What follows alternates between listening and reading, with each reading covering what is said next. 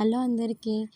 ఈ మాసం చాలా స్పెషల్ అండి. కార్తీక మాసము ప్రతి మాసంలో మనకు 1, 2 రోజులు పండుగ రోజులు ఉంటాయి గానీ, కార్తీక మాసం మొత్తం మనకి పండుగ రోజులనమాట. నెల రోజులు మనం పండుగలాగా చేసుకోవచ్చు. ముఖ్యంగా శివునికైతే చాలా ఇష్టమైన మాసం. మీకు గనుక తీరని కోరికలు ఏమన్నా ఉంటే అంటే వివాహం కావట్లేదని, ఉద్యోగం రావట్లేదని, సొంత ఇంటి కల, అలాగే భార్యాభర్తల మధ్య అన్యోన్య దాపంద్యం ఇట్లాంటి ఏ సమస్యలున్నా గానివ్వండి, ఏం కోరికలున్నా గానివ్వండి, మీకు నెరవేరాలనుకుంటే తప్పనిసరిగా కార్తీక మాసంలో ప్రతి సోమవారం రోజు శివయ్యకి అంటే శివలింగం ఉన్న గుడికి వెళ్ళి శివలింగానికి మంచిగా నీళ్ళాభిషేకం, అలాగే పాలాభిషేకం చేసి మంచిగా పసుపు, కుంకుమతోని బొట్లు పెట్టి మనం దీపారాధన చేసి పూలతోని అలంకరించి మనము 3 గాని, 5 గాని, 11 గాని ప్రదక్షిణలు చేసి మన కోరిక అనేది శివునికి చెప్పుకోవాలండి. వచ్చే కార్తీక మాసం వరకు మన కోరిక తప్పకుండా నెరవేరుతుంది. నేనైతే గ్యారంటీ ఇస్తున్నాను.